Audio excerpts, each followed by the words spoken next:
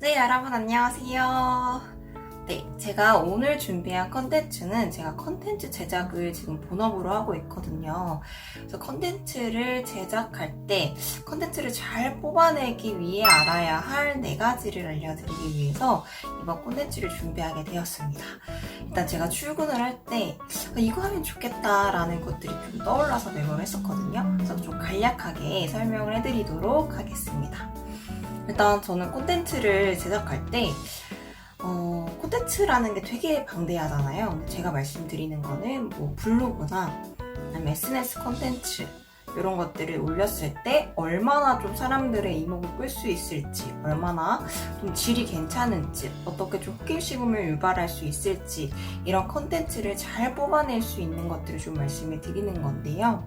이거 잘 들으시면 완전 초급 분들이 좀 콘텐츠에 대해서 막연하셨던 분들이 아시면 굉장히 좋을 거라는 생각으로 준비하게 되었습니다. 일단 첫 번째는 레퍼런스 서치를 충분히 하자입니다. 레퍼런스라는 거는 내가 이거를 벤치마킹 하겠다, 이거를 참고로 하셔야겠다 라는 걸 레퍼런스라고 하는데요. 일단 저는 처음에 기획력이 잘 되지 않으면 이런 레퍼런스 같은 것들을 막 다 모아가지고 기획을 해보는 걸 굉장히 좀 추천을 드립니다. 저희 같은 경우 콘텐츠 제작자인 분들도 서치 양이 정말 어마어마하는데요. 뭐 구글이라던가 다른 타사 SNS 채널이라던가 이런 레퍼런스 같은 것들을 막 해서 사람들의 반응도 높은 것들을 뽑아내서 이런 거 비슷하게 하지만 우리의 결에 맞게 좀 흥미있는 콘텐츠를 만들기 위해 이런 어떤 것들을 넣으면 좋겠다 라는 것들이 충분히 있을 거예요. 그런 것들을 레퍼런스를 PPT에다가 잘 정리를 해놓으셔서 이런 레퍼런스로 이런 것들을 뽑아낼 수 있겠다라는 것들을 해두면 정말 편하고 내가 나중에 콘텐츠를 제작할 때 그 소스들이 엄청나게 좀 영향을 많이 주실 거라고 생각이 듭니다. 어떤 분들은 나 레퍼런스 찾지도 못해요. 나 이거 어떻게 하는지도 몰라요. 뭐 어떤 상사분이 이걸 시켰는데 나 진짜 막막해요. 라는 분들이 많으실 거예요. 네, 절대 걱정하지 마시고 일단 서치를 충분히 하다 보면 이런 것들이 너무 좋아서 반응도가 높아 보이는데 이건 어떠세요? 라고 이제 되려 물어볼 수가 있습니다. 이제 주관적으로 판단하는 것들이 어려우신 분들은 이런 객관적인 지표들로 말씀을 드리면 전혀 어렵지 않으니까 이런 레퍼런스 서치 같은 것들을 잘 이용하시면 좋을 것 같습니다. 자, 두 번째, 트렌드에 민감하기입니다. 일단 트렌드 같은 경우는 콘텐츠 제작자로서는 정말 중요한 요소입니다. 예를 들어서 롤리 같은 경우는 정말 잠깐 떴다가 이제 빠졌죠. 근데 그런 것들도 어떻게 하면은 자기 콘텐츠로 잘 만들 수 있을지, 지금 막 올림픽이 떠오르는데 이 올림픽을 어떻게 콘텐츠로 녹여낼지 이런 것들이 생각을 해보면 이 트렌드만 잘 따라가도 반응 속도나 반응도가 정말 많이 높아지실 거예요. 그래서 콘텐츠 제작자들은 트렌드에 민감하기 위해서 영화도 많이 보러 가야 되고, 흥행하는 영화들도, 그리고 만약에 어떤 가수가 뭐 이런 걸 했대, 뭐 이걸 했대, 이런 것들도 많이 잘 봐야 되고요. SNS에 올라오는 핫한 것들도 계속 민감해져 있어야 돼요.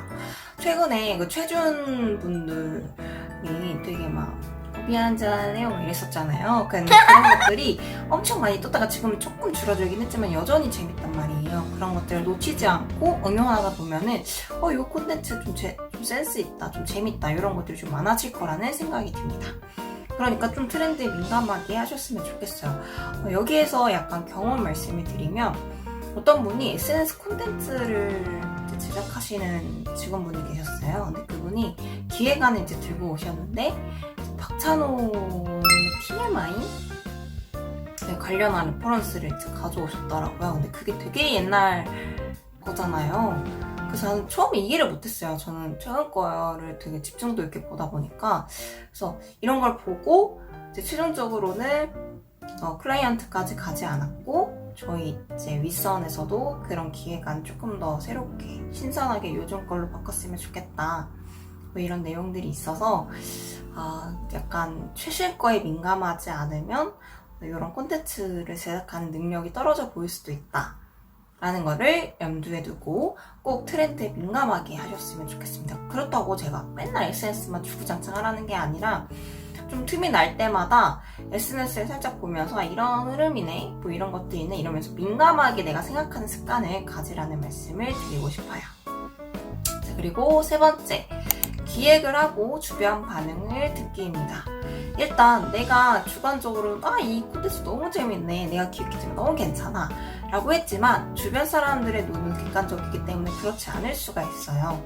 그래서 콘텐츠 제작자가 뭐 1인으로 하신다던가 아니면 혼자서 마케팅 업무를 하고 계신다면 일단 기획을 하고 주변 직원들한테 물어본다거나 주변 친구들, 좀 트렌드에 민감한 친구들한테 보내서 반응을 좀 물어보세요. 그러면 야, 이거 넣으면 더 재밌을 것 같아. 야, 그 이벤트 경품 좀 별로더라. 이거 넣으면 좋을 것 같아. 뭐 이 콘텐츠 조금만 이렇게 말투 바꿔보면 돼. 병맛처럼 야, 이런 단어 너 알아? 이런 것들도 계속 들어올 수가 있어요. 그래서 여러분들이 꼭 주변 사람들한테 물어봤으면 좋겠고, 제가 현직으로 일하고 있긴 하지만 콘텐츠를 제작을 하면 주변 사람들한테 이제 다 물어보거든요. 그러면서 이제 객관적인 지표들이 날라오면서 수정을 구하는데, 그 콘텐츠를 보면서 옷 하나 맞추고 또 수정을 할 수가 있고, 뭐 이런 것들, 뭐 사소한 그림에 대한 문제가 생길 만한 거리들을 다 이제 걸러줄 수가 있다 보니 혼자서 하지 말고 주변 사람들 걸만 하더라도 그 콘텐츠의 질이 굉장히 높아질 수 있다는 거 말씀드리고 싶습니다. 네, 그리고 마지막인데요. 마지막 네 번째는 항상 왜? 라고 생각하기입니다.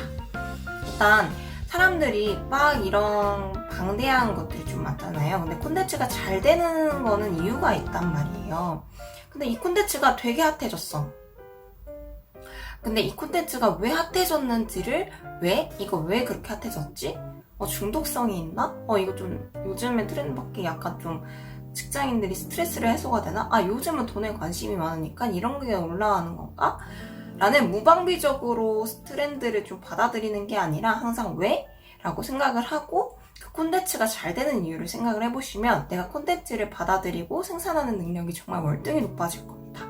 예를 들어서 요즘에 똥발만의 노래가 엄청 핫해졌잖아요. 근데 저는 이해가 안 가는 거예요.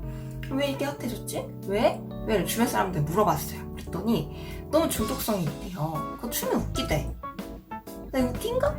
약간 이런 생각이 드는데 제가 생각하는 기준과 남들이 생각하는 기준이 좀 다를 수가 있어요.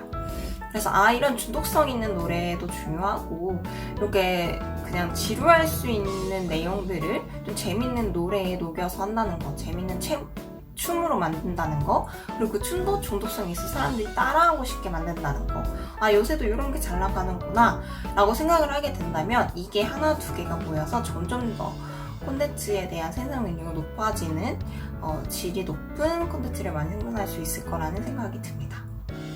일단 여기까지 제 생각을 좀 말씀을 드렸는데요. 이 네 가지를 잘 정리를 하셔가지고 실생활에 좀 녹여내서 하나하나 해보다 보면 제가 지금 네 가지를 말씀을 드렸는데 한 가지씩을 실천하다 보면은 정말 충분히 좋은 콘텐츠가 많이 생산이 될 거라는 생각이 듭니다. 좋은 콘텐츠를 잘 뽑아내기 위한 네 가지를 말씀을 드렸을 때 여러분들이 받아들이는 게 조금 다르실 수도 있지만 잘 참고하셔서 좋은 콘텐츠를 생산하시는 분들이 되기를 진심으로 응원하겠습니다. 그러면 오늘 저는 여기까지 하고 마치겠습니다. 여러분 안녕!